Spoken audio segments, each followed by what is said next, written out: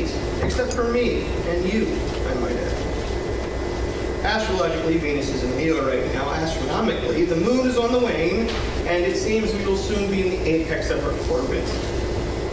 Meteorologically, it's going to be a nice sunrise and a very warm day. Why? What do you see, Holmes? Holmes replies, Watson, we are in danger. Someone has stolen our tent. I'm sorry. Someone stole the tent. Can you volume? Do I have to say that all again? No. I'm going to do it. I'll do it again. Is that better? No. No? I think it's on. My thing is on. It's not on. You can't hear. I'm All sorry. right, that's okay. Just use the pulpit mic. Use the pulpit mic. That's right. How about that now? Is that better? No? All right, cool. I'll stay close right here. Is this better? Can you hear me now? Yes. All right, very good. Sorry. All right, Sherlock Holmes. No, I'll skip that part. You already heard it. Sometimes we get too busy, just like Watson. We get so busy here in church, we worry about all the ologies, we worry about all the finer points of theology. We talk about everything, and we think it's great, but we miss the finer points of the big picture. It's right there in front of us. We get so worried about all that stuff that sometimes the real message gets overblown. We're too blind to what's right in front of us all the time. And to me, especially me, because I'm a thinker, one of those guys who loves theology. To me, it's a real heart blow when someone says, hey, wake up. You're not seeing the forest through the trees. You can see in your notes, that's the title of my message. You can't see the forest through the trees. Now, I enjoy nature. I enjoy getting outside. I enjoy going on a hike every now and then. And if you've ever done that, done backpacking or some other such nonsense, you know how true that statement really is. I mean, you can be going along, just having a blast, carrying everything you need to carry, maybe not having such a great time. And you'll notice this tree over there, you look at the bush in the way, you see the flowers, you see everything, but you don't realize where you are. Finally, someone kicks you and you realize, oh yeah, I'm on this mountain, or I'm on the side of this ridge, or I'm in the forest. Usually people say this to wake you up. They say this to those people who are just confused a little bit. Maybe they even say it to those who are seriously confused, but that's not us, right? Because we all know. But sometimes we need that swift jostle just to say, look, we're in the forest. And that's the awesomeness. And that's what we want to talk about this month. We need to stop and look around and see what's right there in front of us for all of us to see. All right, let's pray before we start. Father, it's a lot of nervousness and a heart of anticipation that I approach this needful subject. Thank you for giving me the opportunity to share it. There are so many out here that are asking these questions. Just may your word become clear. Not the word of man or this man, but the word of God. Sharp, powerful, life-transforming. And that Spirit, we pray. Amen. We want to talk about knowing and finding the will of God this morning. Now, it's a very basic question, really. I mean, how do we find out what God wants us to do? And if you spend much time in these Christian circles like we do here at church, this question comes up again and again and again, and it's everywhere we look. Now, it's around us so much so, it is the major question of our Christian life. And it's because it's so not congealed, it's so built in to our wiring that we ask it again and again and again and again. And just being a Christian is a testament to that fact. I mean, we are a Christian, so we are in submission to the will of God. So we have to figure out what that will is. Now, our blessed Lord set the example in the garden, in Luke 22. If you want to turn to Luke 22. Jesus set the high standard when he was praying in the garden. He said, not my will, but thine. He questioned his own power. Not that he didn't know, as a servant for another time. He said to himself, I don't want to do this, but it's okay, God. Your will, not mine. I'll do it. The early church had a similar kind of commitment. I mean, if you read through the book of Acts, like we're doing on Sunday nights, Wednesday night, we're going through the book of Acts. And everywhere you look, you'll see the church saying, if it be thy will, not thy will be done. not ours. How's this work? Like even the Lord's Prayer, we hear it. Thy kingdom come, and will be done on earth as it is in heaven. This line of questioning is so important in our lives as Christians that I would dare say that unless you have a desire to know, unless you want to do the will of God, I would question whether you're a Christian at all. It's that important to who we are as believers. The second greatest example of this would be the Apostle Paul. Everything in his life was framed around the will of God. I mean, let's just run through a couple passages real quick. If you want to turn to Romans 12:2. Romans 12:2. In Romans 12:2, there he says that ye may prove or know what is that good, acceptable, and perfect will of God. Further on, Romans 15:32. Romans 15:32. 15:32, it says that I may come to you with joy in the will of God. And then later on, he writes in the book of Colossians, he says, you may stand perfect and complete in all the will of God. And then there's Peter. You don't have to turn there, like I said, I'm going really fast. Second, in 1 Peter 4:2, he says that no longer I should live the rest of his time in the flesh, to the lust of man, but to the will of God.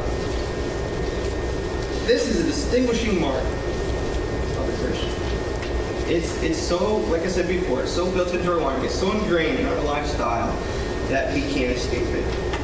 I mean, even in 1 John, it's all over the Bible. In 1 John, he encourages us. He says, walk as he walked. Do what God did. Do what Christ did on earth. That's where it has to start. Now, at this point, we say, well, that's all good and great.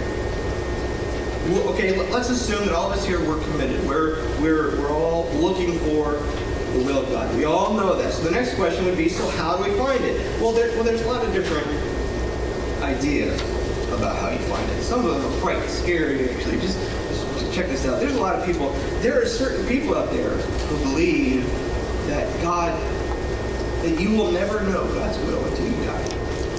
There are people that believe that it's impossible to know God's will while you're alive here today. You will only know His will after you're dead and with Him in heaven. I don't necessarily agree with that, but oh well. There's other people who believe that God is somehow like this cosmic Easter bunny running around hiding His will. And He's telling us, oh, you're getting warmer. You're getting warmer. No. Oh, okay, good. That's not the way it works either. Other people believe it's some kind of trauma. Some people believe it's really interesting what they believe. They'll lay down a map on the ground and they'll run full speed down the street and jump onto their face on this map of the ground. And when they finally wake up, they find their nose is stuck on the map of India. And they're like, yes, Lord, I'll become a missionary to India right now. It's not traumatic. I mean, there are some interesting things in the Bible about how God revealed His will. I mean, we read about Gideon putting out his fleece. We read about the miracles and signs and wonders that fill up the Old Testament, even into the New. There were even astrological devices. Yes, God used the sun, moon, and stars to tell us what His will was. Now, I have a caution here. Unless you are a Levitical priest following the Old Testament laws, you are forbidden to practice any such thing. But it is there. It's a great study. I encourage you to look into it because it's a lot of cool stuff. And it tells you exactly what His will is. There were times in the Old Testament, between the signs and wonders, the priesthood and all this stuff, there was no question what the will of God was. Nobody said, oh, I wonder if that's right or wrong. The priest said, no, look up there. Do it this way. God gave miracles. He told Gideon, he said, yeah, I want you to do this. Oh, you're going to, okay, fine. I'll show you. And I think the same thing is true even today. I mean, we have the Bible. We have the complete revelation of the Word of God, right? We don't have to rely on miracles and the fleeces. We don't have to do those things. God's will is very, very clear. But there are people who will say, but the Bible doesn't tell me what I'm supposed to do or what school I'm supposed to go to. The Bible doesn't tell me who I'm supposed to marry. The Bible doesn't tell me if I'm supposed to get out of the army and go home. Bible doesn't tell me what I should do with this person or with my wife, or if we should go be a missionary or where we should go. The Bible doesn't specifically talk about those things, but I say it does. Not the way we want to see it, not the way like thou shalt do this. It doesn't say that, but it's there. It's in the Bible. Now let me suggest to you from Scripture those things that are the will of God. Number one, very simple. Very simple. God's will is that you get saved. I mean, that's where the will of God begins. I mean, look at 2 Peter 3:9. Look at 2 Peter 3:9. 2 Peter 3:9, the Lord says, "The Lord is not slack concerning his promise, as some men count slackness, but is long-suffering to usward, not willing that any should perish, but that all should come to repentance." 2 Timothy 2:3 and 4, it says, "It is good and acceptable in the sight of the Lord, who will have all men to be saved, and to come to the knowledge of truth." I mean, that's where the will of God starts. I mean, if you think about it logically, I mean, if you're trying to find the will of God, but you're not committed to Him, and you're not one of His children, you have no basis from which to start from. You have to start somewhere. I mean, you hear that old saying, it's cliche, every journey begins with a single step. Well, salvation is that single step. That's where it all starts. That's where it comes from. We all know that. It's pretty simple, pretty easy. The second one's a little bit more in depth. Number two, God's will is that you be Spirit-filled. Salvation isn't enough for most people. You say I'm saved, but I still stumble. And that's where number two comes in. Be Spirit-filled. In Ephesians 5:16, he says, redeeming the time, because the days are evil. Wherefore be not unwise, but understanding what the will of the Lord is. And then he goes on to explain what the will of the Lord is. He says, be not drunk with wine, wherein is excess, but be filled with the Spirit. Now, you have to understand a little bit. You know, I think it's fun reading through these parts of the Bible, because you really do need to understand a little bit of history, but not much. These Ephesians that he's writing to, fuck the Ephesians. In their idolatrous practices, they believed that the drunker you got, the better you were able to communicate with the God. And Paul directly steps into that and says, no, don't get drunk with wine, but get drunk on God Himself. Be filled with His Spirit. Let Him control things. Let Him tell you what's going on. Sometimes we're just plain arrogant. I mean, we get so caught up in ourselves and what we think we're supposed to be doing. Like, this is the will of God, and I got to do this. Just like the Ephesians said, the will of God is that I get drunk so that I can get better in tune with Him. We're so filled up with things in our lives that we act like drunkards. Did you hear about those two drunk guys that came out of the bar? Right? They're Australian sailors. They get them out of their bar, and they have no idea where they are. They're sloshed. They're messed up. So they ask the first guy they see on the street. They say, hey, sir, do you know where our ship is? Now, this guy that they asked was the captain of their very ship. But you know how things are in the Army and the Navy and everything else. He was totally upset. He was aghast that these two drunk guys would treat him that way. He didn't respect them. He didn't salute them. Nothing. He didn't do anything. He said, do you gentlemen know who I am? One drunk turns to the other drunk and says, no, we're really in it now. We don't know who we are. He doesn't even know who he is. He says, great. And that's the way we act as Christians. We get so bogged down with other things that fill us up. We get drunk on the stupid stuff of life. All those ologies, right? That we miss the big picture. Here was their help right there, and they totally missed it. Because they're doing what the other students are. Sometimes we take a plain, obvious statement and misinterpret it. We're not necessarily drunk, but we look at it differently than we're supposed to. So what does this filling mean? I mean, we all know that we don't need to get the Spirit because, you know, we're saved, right? We're committed to His will. He's already here. We don't need to get Him anymore. We need to be filled with Him. So what does it mean? Well, filled here is a control term. I mean, you don't need to go into the Greek and everything else. Just think about a cup of water. All right. If you take a coffee mug and you fill it up with water, Someone will say to you, go get me that cup of water. But if you fill it up with soda, somebody's going to say, can I have that cup of soda? If you fill it up with gas, you're not going to call it, hey, can I have that cup of water, please? You know, it doesn't work that way. The cup is not the important thing. What you fill it up with is. So it's a control term. Be filled with the Spirit. You're already saved. We know that you're a Christian, but you're not acting like you're a drunkard. No, you want to be known as a Christian. You want to be known as Spirit-led, so be filled with the Spirit. That's what the idea here means. Now, a great illustration of this is Peter. I love Peter. I think Peter gets a bad rap in a lot of our preaching in circles, but listen to a lot of the things that Peter did. This is really cool. One time, Jesus tried to send Peter away. Jesus tried to send Peter and the rest of the way, the disciples, and he said, go away. And Peter said, Lord, where shall I go? You have the words of life. I can't find it anywhere else. He knew that wherever Jesus was to have and do great things. That's letting the Spirit take control. For example, Matthew 14. The disciples were out on the water, storm's kicking up, and they're all getting a little panicked. Now these guys are seasoned fishermen out in the storm, and they're getting afraid, which means it's a serious storm. What's going on? And of course you all know the story. Here comes this guy out on the water. And Peter pipes up, Lord, is it you? Jesus says, yes. Yes, it is. Now I'm pretty sure Peter, being a fisherman, being a grown man, knew he couldn't walk on water. It's not hard to figure that out. But he, in the spur of the moment, as soon as Jesus said, yes, it's me, he jumped out of the boat and lit out and crossed the waves. It was amazing. The people in the boat were sitting there with their mouths open. The storm didn't matter at this point. They were watching Peter walk on water. He knew he couldn't do that. But he also knew that he was with God. He could do whatever God needs him to do. So he did.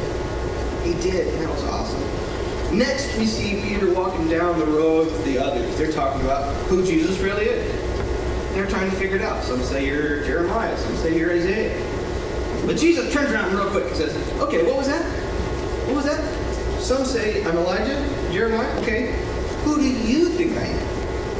Who do you think I am, Peter? Peter's mouth started moving. He just said, you are Christ, the Son of the living God.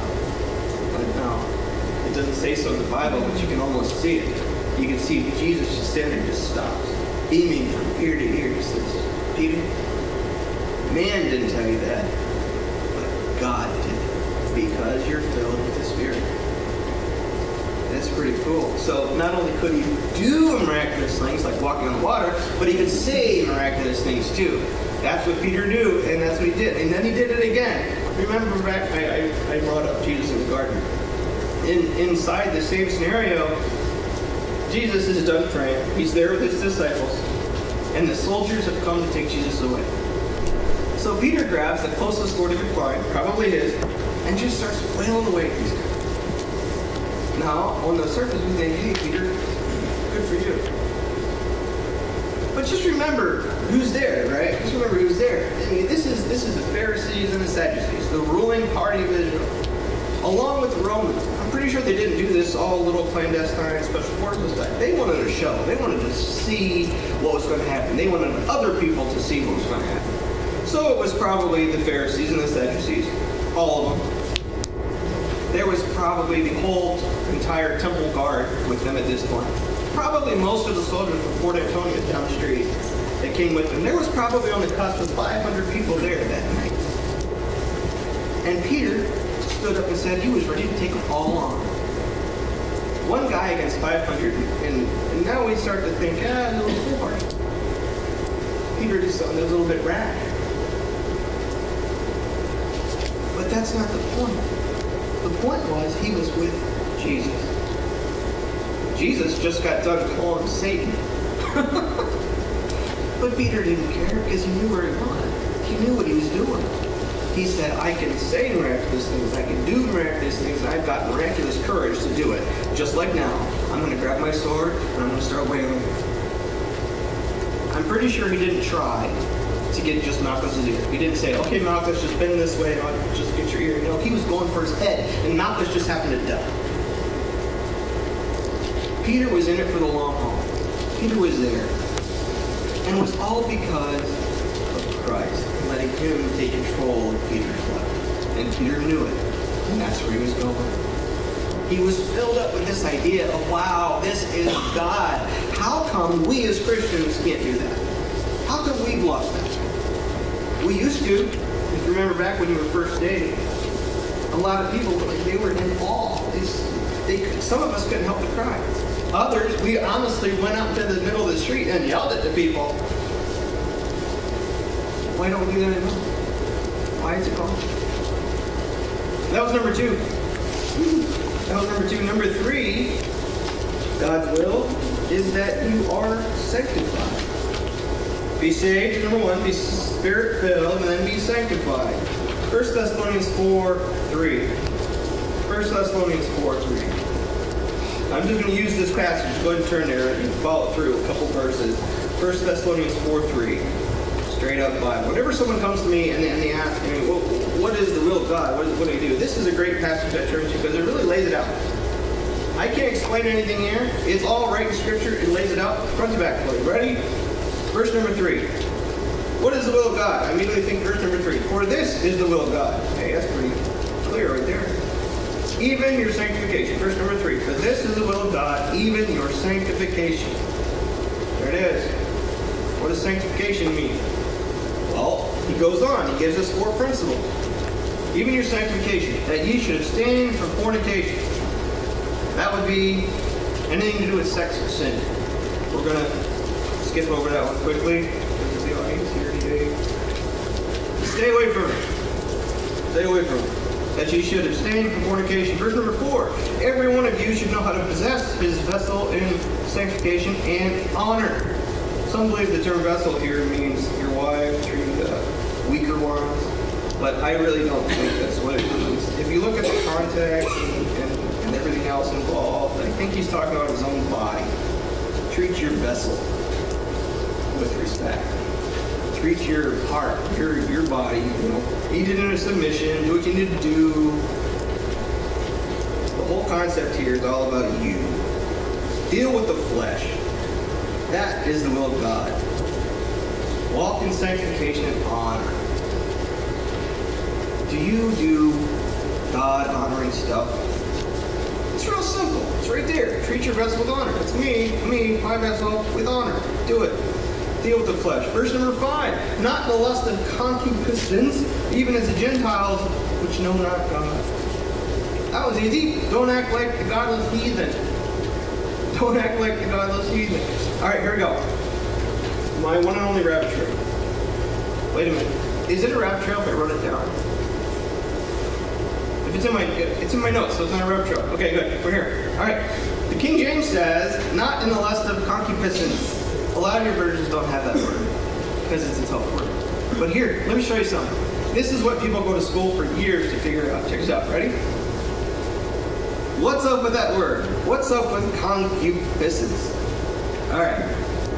Let's start with the English because obviously I speak English. I'm not like Hebrew or Greek or anything like that. Here we go. Ready? Okay. It means those things that are not right. A desire for that which is evil. Right? Desire for that which is evil. It's translated lust, concupiscence, desire, lust after, all those different ways in the same Bible, right? So that word's translated those different ways. And every time the word is used, it means the desire for that which is evil. Now, this is really insightful because that's what the English word means. The English word means that. All right, check it out. Just say it. Just say it with me. Concupiscence. Seriously, that's the part where you say it. Concupiscence.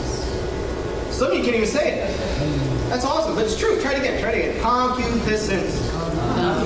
See, it even sounds wrong, doesn't it? Yeah. So you don't even have to know English to know that it's wrong. Something about this word is wrong. And that's what it means. It's wrong. This is wrong. Don't do it. Don't do the wrong stuff like the heathen do. What do the heathen do? Well, they act with their glands. They act with the baser human desires and everything else. They do the wrong stuff.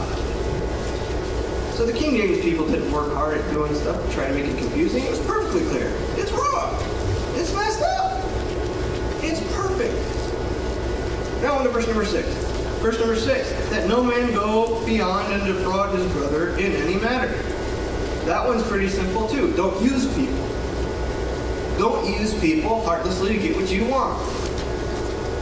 We can even go deeper. As Christians, we use God all the time, don't we? We say, oh, I'm a Christian, so I can't do that.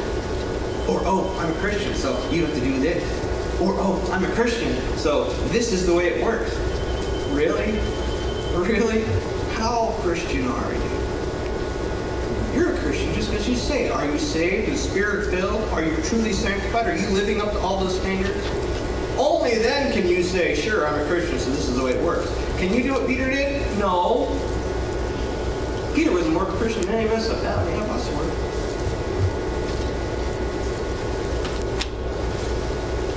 1 Thessalonians 4. Great passage. I encourage you to study that. Great passage. Number 4. First was being saved, Spirit-filled, and sanctified. Number 4, God's will is that you act submissive. To act submissively. Just a moment's thought here. I'll be quick. I promise.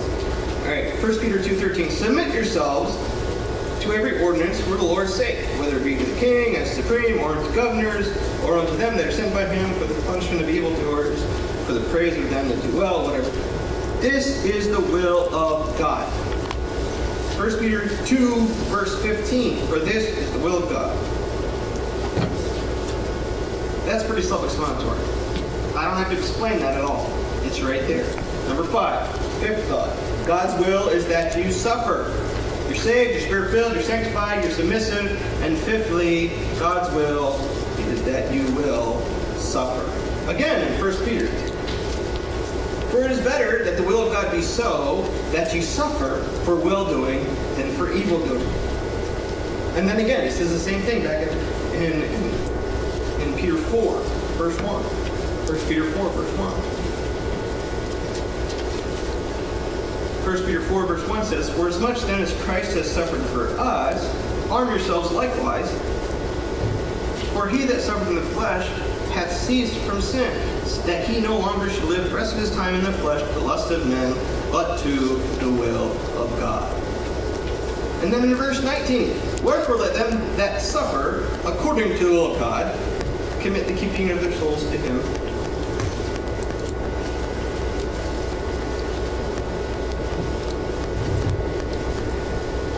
One more.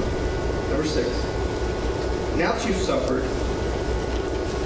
you're saved, Spirit-filled, you're sanctified.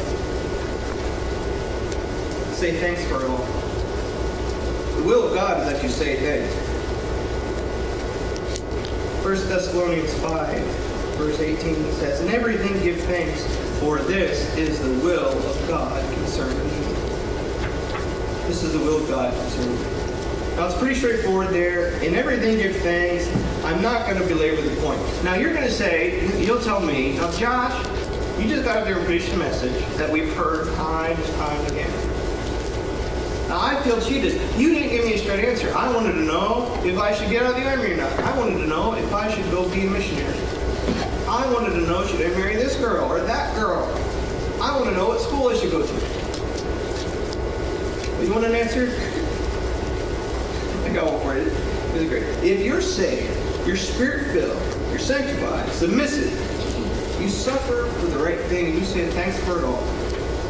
If you do all those things, if, this is the conditional part, if, you know what the will of God is for you after that? Whatever you want. Whatever you want.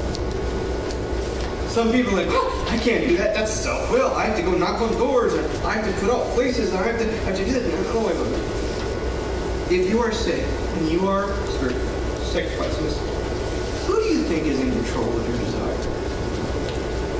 That's why it says back here in Psalm 37, verse number 4, delight thyself also in the Lord. That's your first part. Do those 6 things. Be saved, be submissive, saying thanks for everything, suffering, Spirit-filled. You say it. You do it. And then, and God shall give thee the desires of thy heart. Now, this is not saying that you want that truck over there, so you can go get that truck over there. That might be part of it. It might come. That's pretty cool. God's saying is, if you delight yourself in me and you do what I want, I'm going to give you the desire. Not the fulfillment of those desires, but the actual desires. I'm going to make you want to go out there and do it. I'm going to make you want to go over here and be a missionary. I'm going to make you want to come to church. I'm going to make you want, you desire to be identified as a Christian. I'm going to make you want to live for me. I'm going to give you the desires of your heart. And then it goes on in verse 5. Psalm 37, verse 5. Commit thy way unto the Lord, trust also in him, and then he shall bring those things to pass. He shall bring it to pass. He'll give you desires first, and if you're committed and you do it, he'll bring everything you want to pass. And part of those desires is, yes, I want to go home to Alabama. I'm going to move there. We plan to build a house. And as long as I'm saved, submissive, sanctified, saying thanks for everything, doing the will of God, living the right way,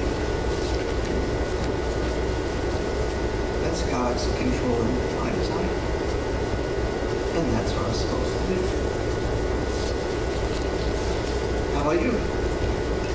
Are you delighting yourself in the Lord? Like it says in Psalm 37. Here's a thought. It's hard to steer a truck when it's sitting still. I just bought a truck. It's fun to drive trucks. I like to drive trucks. And it's really hard to get them to go anywhere if they're not moving. You try to jack that thing up and work on it, it doesn't work very well. But when you start moving it, you pull it up on a curve or whatever, and then you get under that thing and it's great. If you move out those desires, those things that God has placed in front of you. Is it God's will that you should witness? Yes, it's right there. And if that's not the desire of your heart, something's wrong. So fix it. Make it the desire of your heart. Move out on it. Do it. Do those things. Do those desires of your heart. And let God shape that. Let God work with that. Let God show you what he has for you. But your desires might not be on that path. It might be getting that new truck, building a house, setting up a home, pool for the kids out there. That's part of your desires too. And God's going to give it. God will make it happen. That's how God works. It's nothing weird or mystical, nothing traumatic. Just keep moving and do what God says to do, because we know it is right here. Other than that, it'll all fall into place. Real simple. Now, I'm not one for invitations or anything, but I'm just going to leave you with a couple words.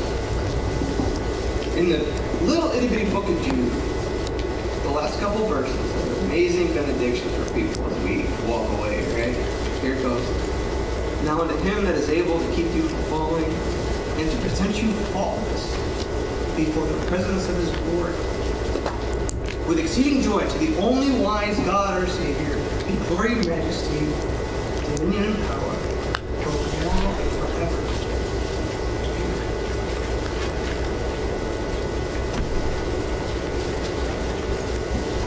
Take your hymn books, please. I'm going to change the closing song. 294. Turn your hymn books number 294. Have thine own way, Lord. If God's been speaking to you today on anything, whether it's salvation itself, whether it's just getting to know the Lord's will better, and how to really know that, I'll be here in the front as we sing the song, and be glad to speak with you and pray with you. Maybe it's other things. Maybe God's will for you is to get baptized or to join this church, or whatever else it might be. There might be a number of other things that God's been speaking to you about. So I'll be here in the front if you'd like to pray. There's things you can handle on your own. You can sit there and pray yourself, or come up here and just kneel at the, as we call it, the altar, and you can do that as well. The number 294, have thine own way, Lord, have thine own way. Let's stand together as we sing. Have thine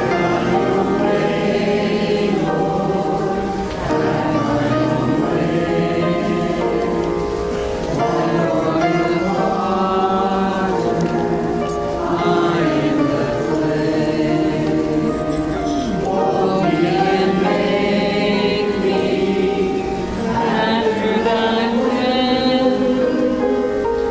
I am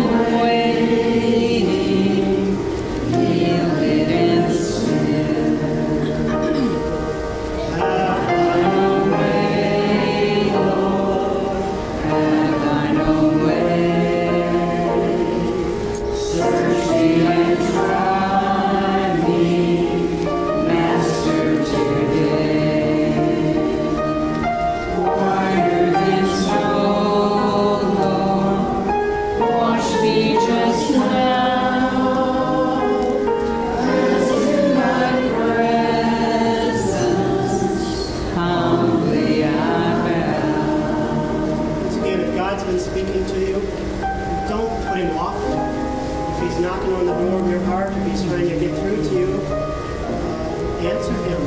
God speaking. You can do that, like I said, on your own, or we can pray together.